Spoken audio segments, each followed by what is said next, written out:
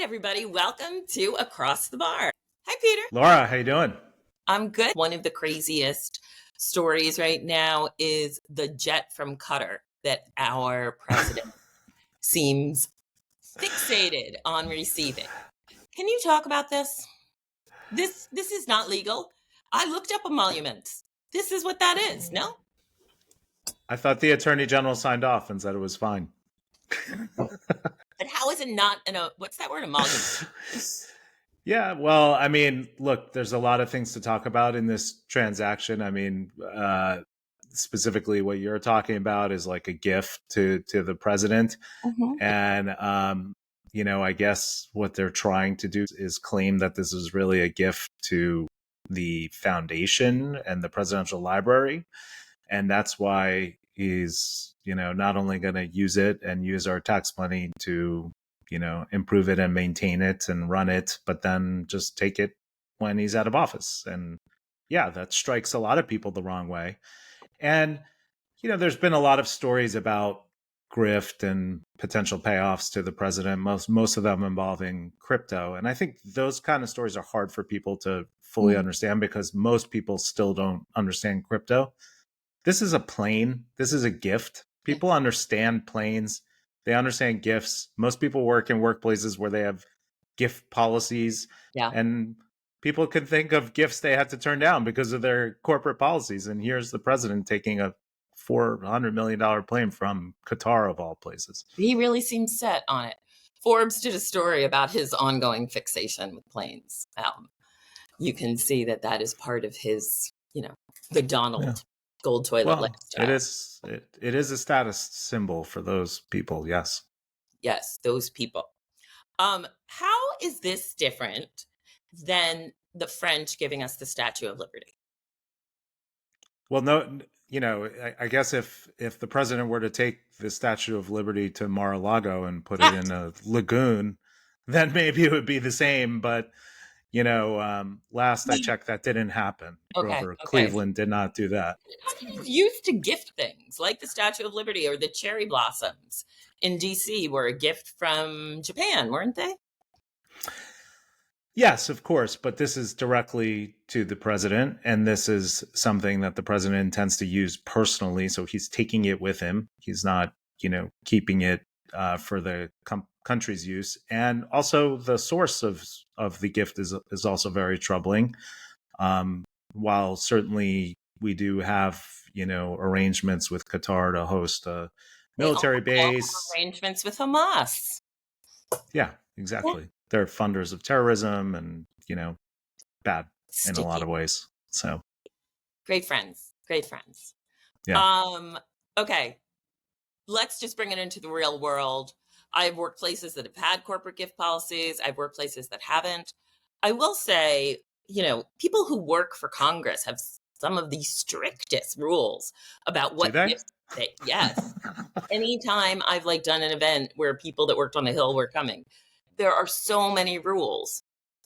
It's unbelievable to me. But they don't have insider trading rules. No insider trading rules. No. Mm-mm. Yeah.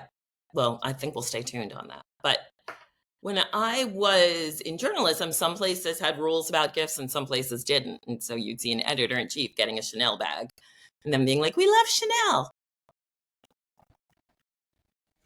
Yeah. I mean, I work obviously in some of those workplaces with you. It's important. Corporate gift policies are important and anti-bribery policies are important. And I, urge executives, and I think a lot of companies still have this approach that even the government has totally backed off on its enforcement of Foreign Corrupt Practices Act, anti-bribery laws, anti-crypto scamming laws, SEC units. This does not seem like a priority. Right. But it still should be for companies because the administration will change and, there will be a look at what's going on and things that people have done and companies have done. So your belief that the administration will change and from your mouth to the universe's ears, that will actually happen. Right. Yeah. Unsure. Yeah. I'm holding out hope. I'm a positive person. That's good, Peter. It's nice to have a lawyer who remains positive. Right. Great. Okay. Obviously, there is a lot of buzz about the Biden book coming out, and I was there on the debate night in the kind of working press room at Biden Harris HQ, and it was a dark night. And there are a lot of books coming out now. Jake Tapper's is coming out about the cover up. What what are the rules around doing things for that your boss tells you to do that don't sit ethically with you? I mean, also just think about the number of people who facilitated all the horrible things Sean Diddy Combs did. Like, what do you say about that? Well, I mean, look, you're going to have to make this decision using your own internal compass, right? And my advice to any employee or executive, if you're put in a situation where you're being asked to do something that contradicts your values or is potentially illegal, which in the Diddy case, there are things that may not have necessarily been illegal, but contributed to illegal and unlawful and criminal acts. My advice is quit. Don't do it. It's not worth it. No job is worth, forsaking your values, putting yourself in Okay. a potential legal problem. Like, it's not worth it. It's not worth it. And it could end up besmirching your reputation. Right. So if your boss asks you to help them facilitate an orgy, think about whether this is the right workplace for you. Right? Right. I mean, that wasn't what I was thinking of, but sure. Yeah, that works too. Did we have a corporate gift policy at Hearst, by the way? Yes. Yes. Didn't really know that existed. Good to know. Okay. Yeah. Yeah. Yeah. Good to know. So what else? What is happening right now in the world of non-compete? Because New York has been pulling back. A lot of states have been pulling back on non-compete rules, right? What's happening with that now? Yeah, the big story came out this week about how Citadel, which is one of the major hedge funds, headed by Ken Griffin, who is a very wealthy man and a very big Trump donor. How Citadel has been allegedly sponsoring lobbying efforts in Florida to pass a non-compete bill that would allow non-competes to last for up to 4 years for workers making more than $140,000. Well, the genesis of it is really in the hedge fund industry, an area where I work a lot. I've seen billions, but that is pretty much what I know. Yeah. So right now in hedge funds, no matter what's going on in the rest of the world, there's an intense recruiting war going on. And firms are poaching, star portfolio managers from each other at a pretty rapid. Why is rapid. that industry so much hotter in terms of, valuing talent? And that is not the case in other industries at the moment, do you think? Because they're making incredible amounts of money and there is a scarcity of talent. As much as they're making and as much as, young people who are interested in finance are going into hedge funds as opposed to investment banks or private equity firms, there's still scarcity of talent. And there's a lot of money being thrown around. And the non-competes are really the one way to stymie the flow. And Citadel has always been the most aggressive on this. Why is Florida so important to them? They're based in Florida now. They moved down there during COVID. But again, I mean, this will do more to impact just normal employee mobility. I mean, it's unreasonable even for hedge fund people, but for regular too. What is it? What did you say? 100,000? 140. Yeah. So, I mean, if this takes, it is, as you said, totally against trend. It's a horrible, in my view, restriction on employee mobility that's going to affect people who make nowhere close to what hedge fund traders make and have no bargaining power, to negotiate a lower term. Like, of course, an employer is going to try and take advantage of it if they can. Yeah. But I think these firms will become very What unattractive will for the people ruling to be on join. this? So this is happening. Sorry, but Yeah, you this is need to happening. sue to get this repealed. Obviously, Well, I mean, this will be the true test. Like the true test is, will employees go to work there? And if they're not going to do it, then we'll see this scaled back. I don't think it'll take hold in other states. Money talks in Florida, and it's incredible in a state where people don't like rules, that this type of rule would emerge. Right now, it's just Florida. As you mentioned earlier, there was an attempt to ban non-competes nationwide. Did not that are did they not banned take in New hold. York now? Non-competes? No, no, they almost were, but And they NDAs. I still have a lot to. I still have a lot to say that I'm not allowed to say that you won't let me say. Is that going to go away at any point? and the NDAs, that there's been efforts and successful efforts to chip away at NDAs under certain circumstances, and the government was doing a lot of work to scale back enforcement of NDAs. Obviously, that piece is stopped, Right. but for victims of sexual harassment, sexual assault, like there are restrictions on use of NDAs. Okay, that's true.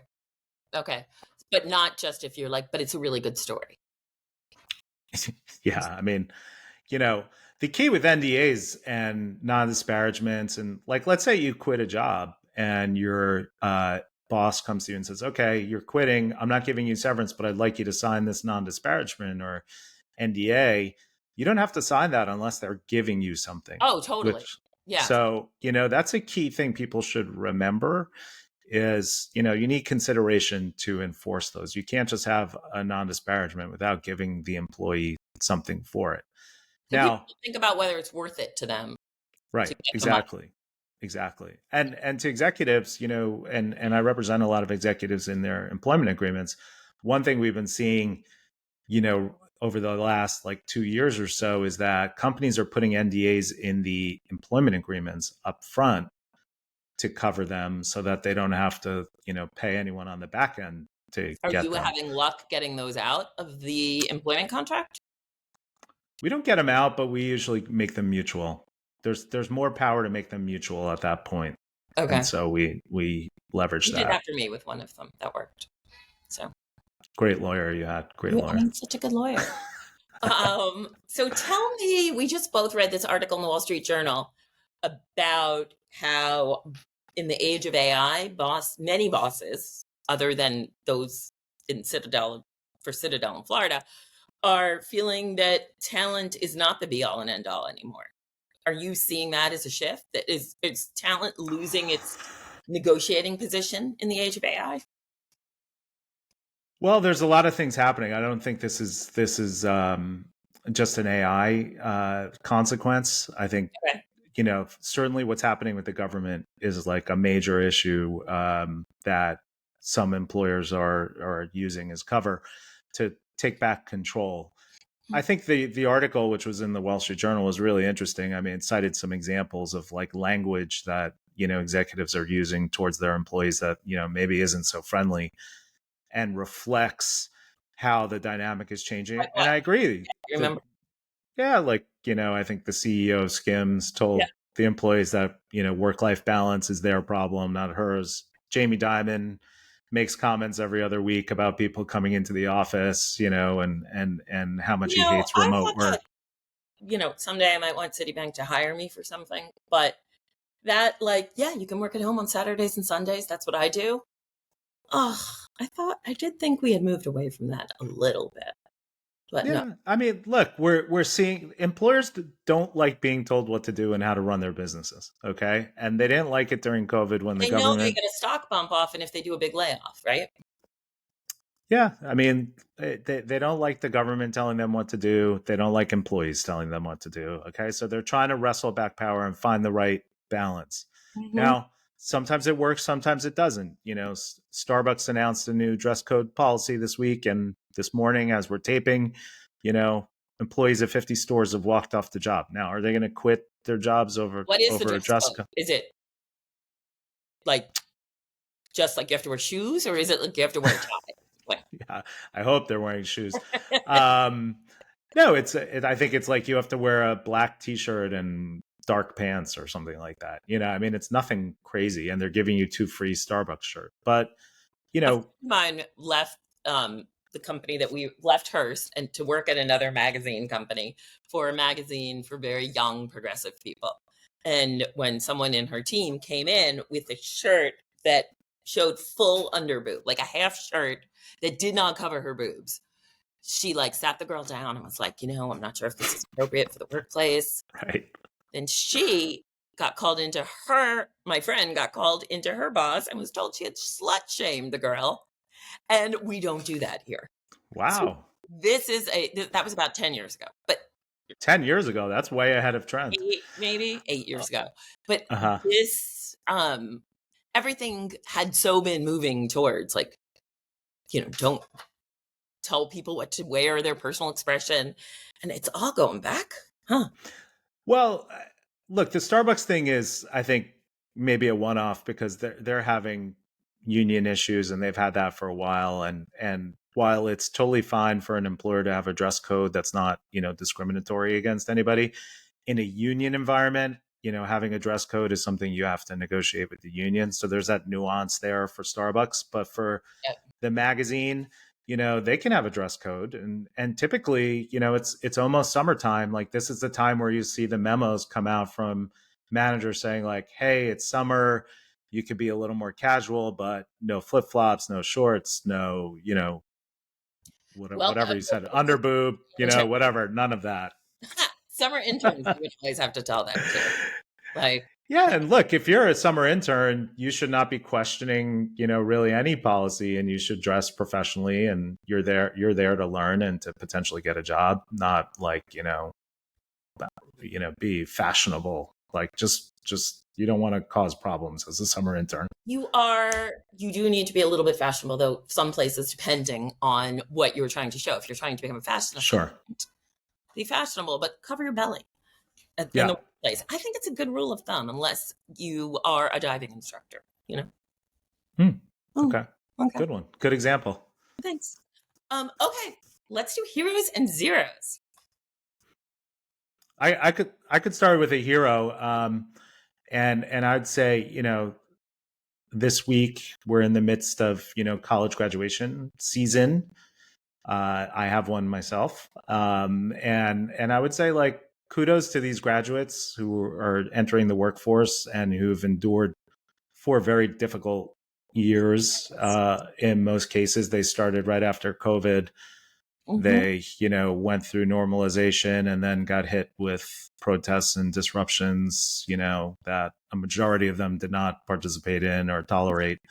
Yeah. But they all got painted with the same brush, and now they're facing the government coming after their schools and their jobs. And, so it's been a very tough set of circumstances, but kudos for everyone graduating, for persevering and making it to the next level. That is a good one. The Handmaid's Tale is wrapping up the show. I think there's one more episode left, and it is so good right now, and it is so much more chilling than it was to watch during Trump's first administration. So I think they are just reaching new levels of just gorgeous cinematography, brilliance. If anybody has been like oh no, I can't deal with watch the end. I think it's gonna be really good. Well, my zero would have to go back to something we discussed earlier in the show. The Florida legislature, Florida governor. I mean, let's not let this bill pass. It's really damaging to employee mobility and choice, and I think it will backfire on everybody involved. There's a new study out that seems to be relatively bogus from the research point of view. The conservatives are citing to try to again attack mifepristone's FDA licensing. And the reproductive rights movement has been fighting to keep mifepristone access available because more than 2/3 of abortions in the United States are medical abortions. And obviously, if you live in a banned state, that is a way you might be able to get the healthcare you need, even if your state doesn't want you to have it. So it's messy. And anything that tries to take away things that make reproductive healthcare easier for women to access is bad in my books. All right. Thanks for joining us watching Across the Bar. Let us know if you have any questions that the brilliant Peter can answer. Take care. Thanks so much. Take care. Bye.